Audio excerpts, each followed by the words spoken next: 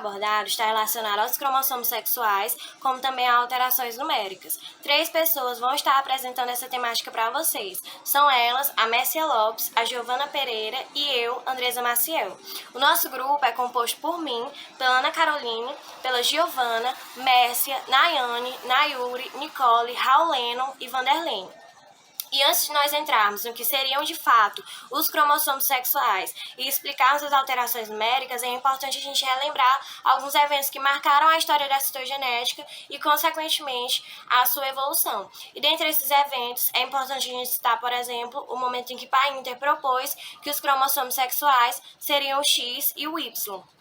Um outro evento importante seria o momento da revelação de que o número diploide de cromossomos humanos seria 46 e não 48. Revelação essa que acabou desencadeando a identificação de 4 síndromes cromossômicas. E a identificação dessas síndromes fez com que fosse esclarecido, por exemplo, a cromatina sexual, que havia sido observada ali em gatos do sexo feminino, e hoje a gente sabe que o corpúsculo de Bach está presente em todos os mamíferos do sexo feminino. A identificação dessas síndromes também fez com que fosse esclarecido o fato de que há a presença ou a ausência do cromossomo Y, que determina o sexo do indivíduo. Depois disso, no ano de 1961, foi formulada ali a hipótese de Lyon sobre a compensação de dose e, por fim, houve a produção de um único padrão de embandeamento para cada par de cromossomos humanos.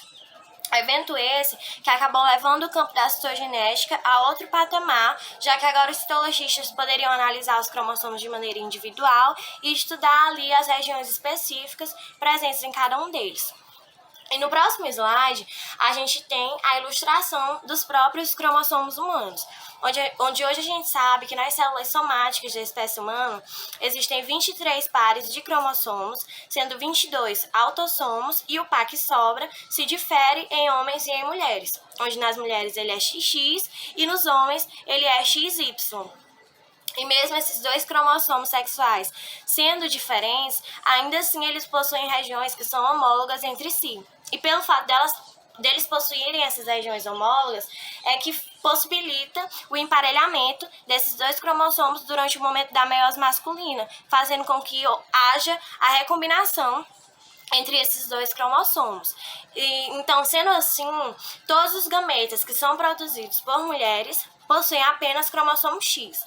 Já os gametas masculinos são metade-metade. Metade possuem o cromossomo X, vai possuir o cromossomo Y. E é por isso que a gente pode dizer que o sexo feminino é o sexo homogamético e o sexo masculino é o sexo heterogamético.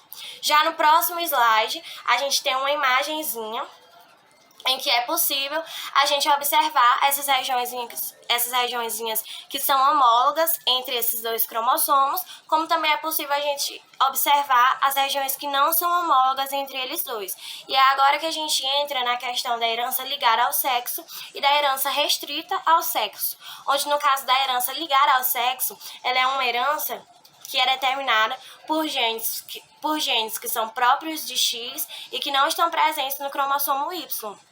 Sendo assim, para uma dada característica, por exemplo, as mulheres sempre vão apresentar 2 alelos, já os homens apenas um. As mulheres vão apresentar 2 alelos porque é um vindo de cada cromossomo X, e o homem só vai apresentar um alelo porque o homem só possui um cromossomo X. Sendo assim, as mulheres vão apresentar 3 genótipos diferentes e os homens vão apresentar apenas 2. E é por isso que eles são hemizigóticos, porque para toda característica que é determinada por genes que estão presentes apenas em X, eles sempre vão apresentar apenas um alelo. Alelo esse que nunca vai possuir um par. Já no caso da herança restrita ao sexo, é uma herança que é determinada por genes que estão presentes apenas em Y. Então, esses genes só podem ser passados de pai para filho. Então, esses genes também podem ser chamados de genes holandricos. A seguir, a gente tem a questão do sistema de determinação e diferenciação sexual, onde a gente pode dizer que é um sistema que possui etapas bastante distintas, mas que essas etapas também são bem interligadas. E a seguir, a gente tem uma fotinha que está demonstrando as etapas desse processo de determinação e diferenciação sexual, onde a primeira etapa seria a etapa do estabelecimento do sexo cromossômico, que ocorre ainda durante o momento da fecundação, para definir se o indivíduo vai ser XX ou se ele vai ser XY. A segunda etapa seria a etapa do estabelecimento do sexo gonadal, do estabelecimento e da diferenciação do sexo gonadal. esse processo ele já é dependente da presença de um gene específico presente no cromossomo Y. A terceira etapa seria a etapa de determinação e diferenciação dos órgãos sexuais, tanto internos como externos. E depois disso, só a puberdade para fazer com que as carárias apareçam. E uma coisa que é muito importante a gente lembrar é que os cromossomos sexuais têm um papel muito importante nesse processo de determinação sexual, só que eles não agem sozinhos, porque existem genes que estão presentes tanto em X como em Y, como também existem genes que estão presentes nos nossos autossomos e que também estão envolvidos nesse mecanismo de determinação e diferenciação sexual. E sobre o cromossomo Y, E sobre o cromossomo Y, a gente pode dizer que, como eu falei, ele tem um papel muito importante ali na diferenciação gonadal, porque apenas um gene que está dentro do cromossomo Y é que pode dizer se vão aparecer testículos ou ovários, E como eu disse lá no comecinho, o X e o Y, eles dois possuem regiões que são homólogas entre si, e essas regiões estão localizadas nas extremidades dos braços curtos desses dois cromossomos. E essas regiões homólogas também podem ser chamadas de regiões pseudo-autossômicas. Porque assim como nos autossomos, essas regiões são idênticas neles dois, tanto no X como no Y. E se a gente for comparar o cromossomo Y com os outros cromossomos autossomos ou com o X, a gente vai perceber que o cromossomo Y é bem menor do que eles, justamente porque ele possui cerca de menos de 100 genes, e a maioria desses genes está relacionada ao processo de diferenciação gonadal. E no próximo slide, já logo à frente, a gente tem um esqueminha de como acontece de fato esse processo de diferenciação das gônadas, onde, como eu falei, a diferenciação das gônadas é um processo que é dependente de um gene específico presente no Y. Então, por volta da 6ª semana de desenvolvimento embrionário, não importa se é do sexo feminino ou se é do sexo masculino, as células germinativas primordiais, nesse período, vão começar a migrar para os locais onde se localizam as gônadas ainda em desenvolvimento. E não importa o sexo cromossômico do indivíduo, não importa se ele é XX ou se ele é XY, durante esse período, as gônadas que vão surgir são gônadas ambipotentes. E aí, já no processo de desenvolvimento e de diferenciação gonadal, como eu falei, vai depender do Y.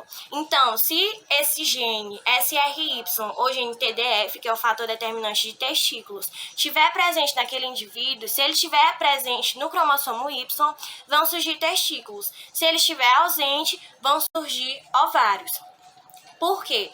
Porque o gene SRY, ele age de uma maneira que ele se expressa brevemente ali no período de diferenciação gonadal, antes dessa diferenciação acontecer, quando as gônadas ainda são ambipotentes.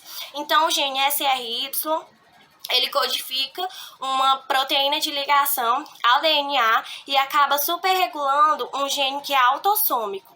Um gene autossômico que também está envolvido nesse processo de diferenciação gonadal. E esse gene autossômico é o gene SOX9.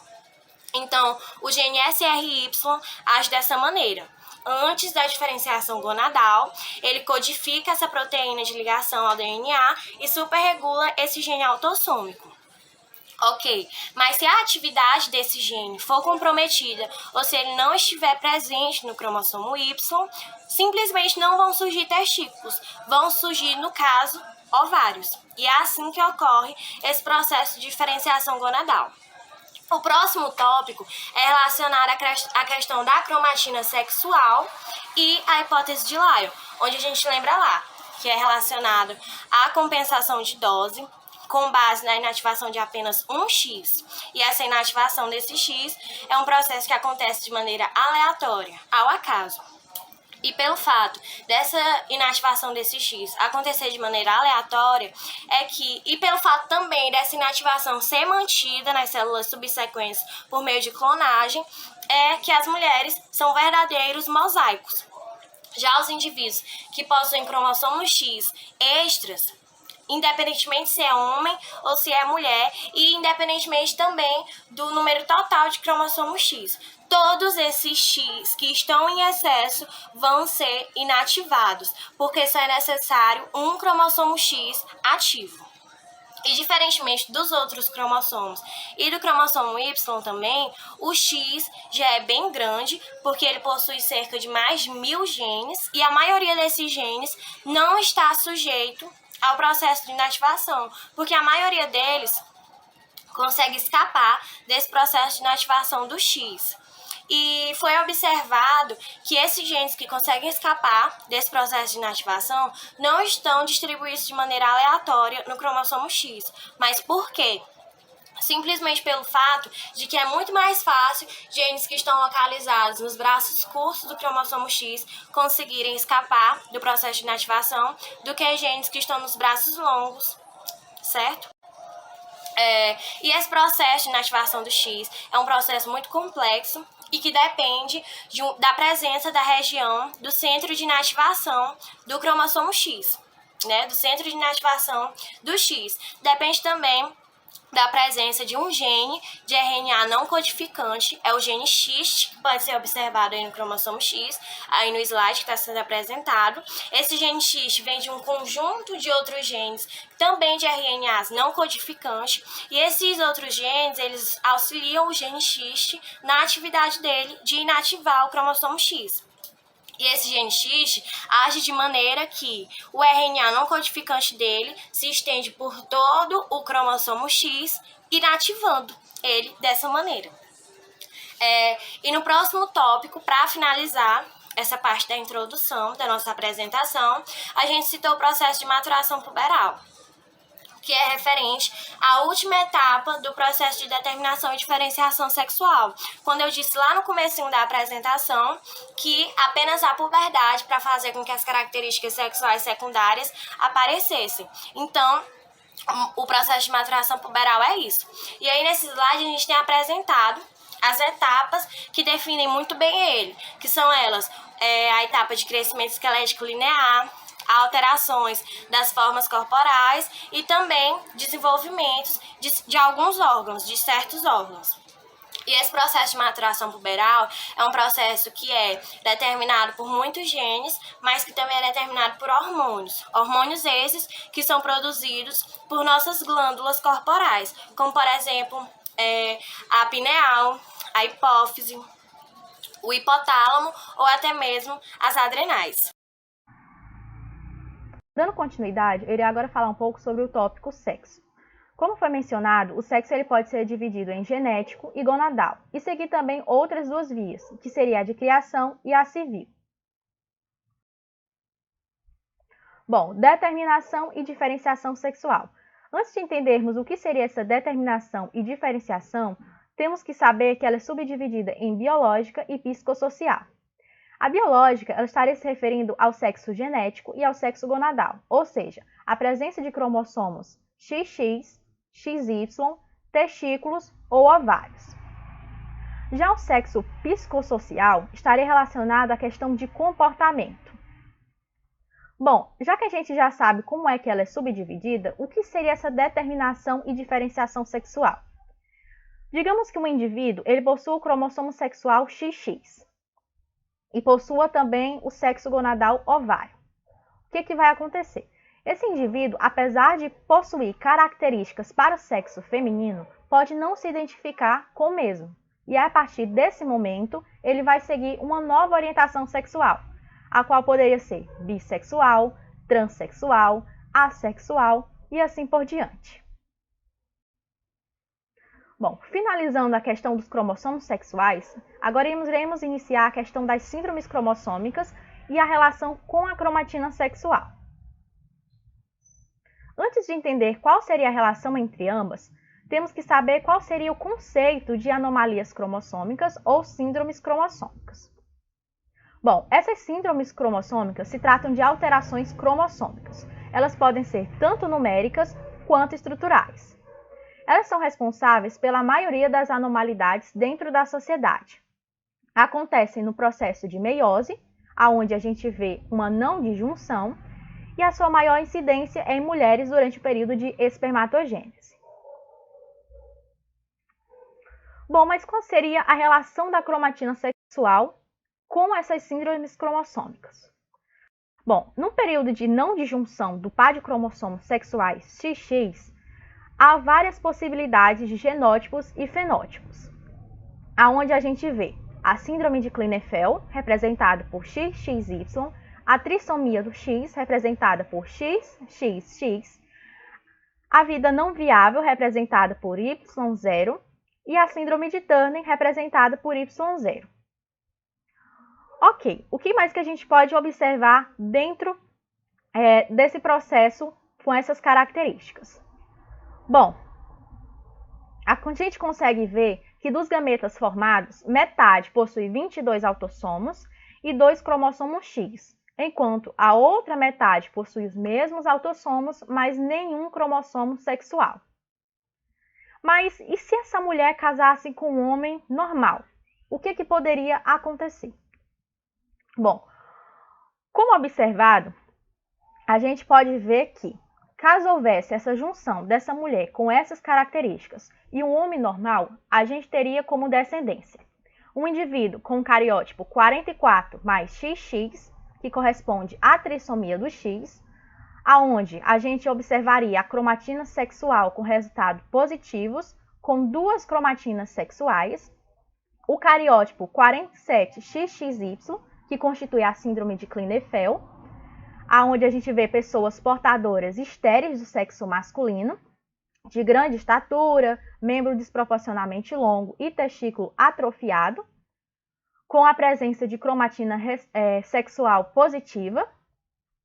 Veríamos também pessoas com cariótipo 44 mais X0, portadoras do que chamamos de síndrome de Turner, que são mulheres de baixa estatura, prega de pele de pescoço, ovários atrofiados e estéreis, onde a gente teria uma cromatina sexual negativa. Bom, para finalizar, a gente vai agora citar sobre essas anomalias, especificamente sobre as anomalias cromossômicas numéricas. Bom, o conceito de anomalias cromossômicas numéricas, ele é bastante relacionado, como o próprio nome já fala, à questão de números, ou seja, a ausência de um determinado cromossomo ou o aumento, a adição de determinado cromossomo. Como exemplo, a gente pode observar no slide a síndrome de Turner e a síndrome de Down. Bom, essas anomalias cromossômicas numéricas ainda são subdivididas em euploidia e aneuploidia. A euploidia ela está relacionada à questão da alteração do gênoma inteiro. Ela pode se subdividir em haploidia, diploidia, triploidia e tetraploidia. Na segunda imagem, podemos observar um indivíduo que sofre de haploidia, onde normalmente a vida não é viável, ou seja, o indivíduo vai viver por um período de até alguns meses. A aneuploidia se trata da soma ou perda de cromossomos, e ela pode ser subdividida em nulissomia, monossomia e trissomia, aonde a mais presente dentro da sociedade é a trissomia, representada pela síndrome de Down. Agora, a Giovana vai dar continuidade e vai falar um pouco sobre essas síndromes. Para exemplificar um pouco do que já foi apresentado e explicar de forma mais clara as síndromes que já foram citadas, nós trouxemos alguns exemplos de síndromes, sendo 2 delas ligadas ao cromossomo sexual e 2 não. A primeira delas é a síndrome de Turner. A síndrome de Turner é uma doença causada por alterações dos cromossomos sexuais femininos, ou seja, apenas pacientes do sexo feminino poderão apresentar essa síndrome, e ela é caracterizada pela ausência total ou parcial desse cromossomo X, ou seja, um deles vai ser normal e vai estar presente, e o outro pode estar totalmente ausente ou apenas parte desse cromossomo pode estar presente. A síndrome de Turner é rara, acontecendo aproximadamente de 1 a cada 2.000 nascidos vivos. Ela pode ser diagnosticada ainda durante a gestação e ela pode acontecer também por mosaicismo, que é quando apenas parte dos cromossomos do paciente apresentam características da síndrome de Turner. No Brasil, segundo dados do IBGE, há cerca de 16.000 mulheres afetadas pela síndrome de Turner. Aqui a gente trouxe o cariótipo característico do paciente com síndrome de Turner, que é o cariótipo com 45 cromossomos, ou seja, um a menos do que o normal. E trouxemos também algumas características do paciente com a síndrome de Turner, que seria o pescoço curto e alado, tórax largo e em escudo, baixa estatura, escoliose, baixa implantação de cabelo na nuca, palato alto e arcado, amenorreia primária, que seria a ausência dessa primeira menstruação, a infertilidade, infantilismo sexual, alterações cardíacas e renais. Aqui a gente trouxe também algumas imagens para ilustrar essas características. Essa do fundo preto ilustra bem essa característica do pescoço curto e alado. Essa do paciente de costas também exemplifica bem essa característica da escoliose e da implantação de cabelos baixa na nuca. O segundo exemplo de síndrome é a síndrome de Down. Diferente da síndrome de Turner, ela não é ligada ao cromossomo sexual. Ela é uma síndrome ligada ao par 21 de cromossomos. No caso da síndrome de Down, ela é uma trissomia, ou seja, em vez de haverem 2 cromossomos no par 21, existem 3, ou seja, um a mais que o normal. O paciente possui um cariótipo com 47 cromossomos. Ela pode ocorrer de 3 formas diferentes. A trissomia, que foi a que eu acabei de falar, a translocação, que é quando esse cromossomo 21 extra ele está ligado a outro par de cromossomos, e por mosaicismo, que é quando apenas parte das células do paciente apresentam as características da síndrome de Down. Estima-se que no Brasil ocorra de 1 a cada 700 nascimentos e em torno de 270.000 pessoas hoje possuem a síndrome de Down. No mundo, a incidência estimada é de 1 a cada 1.000 nascidos vivos. Aqui a gente tem o cariótipo característico, que é a trissomia do 21, né? Que normalmente é a trissomia do 21. E também características do paciente com síndrome de Down, que é a hipotonia muscular, que é quando a tonicidade é reduzida, a tonicidade muscular, nariz pequeno e ponte nasal plana, cabeça, orelha e bocas pequenas, olhos inclinados para cima e para fora, ranhura entre o primeiro e o segundo dedo do pé, mãos largas com dedos curtos, a palma da mão pode haver apenas um vinco, peso e comprimento abaixo do peso médio ao nascimento. A síndrome de Down, assim como a síndrome de Turner, ela pode ser diagnosticada ainda durante a gestação. E aqui algumas imagens dos pacientes com síndrome de Down. O próximo exemplo é a síndrome de Klinefelter. A síndrome de Klinefelter é uma síndrome ligada ao cromossomo sexual, diferente da síndrome de Turner, onde só mulheres são afetadas. A síndrome de Klinefelter é apenas homens são afetados. E ela geralmente resulta da alteração genética com o cariótipo 47 sendo XXY. Quando a gente diz assim, geralmente, é porque ela também apresenta outras formas, algumas variantes genéticas raras, né? Que foi citado aqui. Que pode ser com 48 cromossomos ou 49 cromossomos. Ou seja, até 3 cromossomos X extra esse paciente pode apresentar. E também por mosaicismo.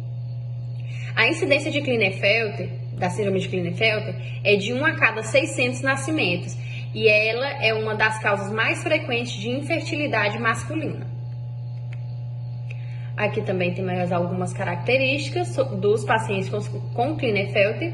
Alguns deles podem não apresentar qualquer alteração, mas existem algumas alterações características da síndrome, que são testículos muito pequenos, mamas ligeiramente volumosas, quadril largo, poucos pelos faciais, pênis de tamanho reduzido, voz mais aguda que o normal e infertilidade.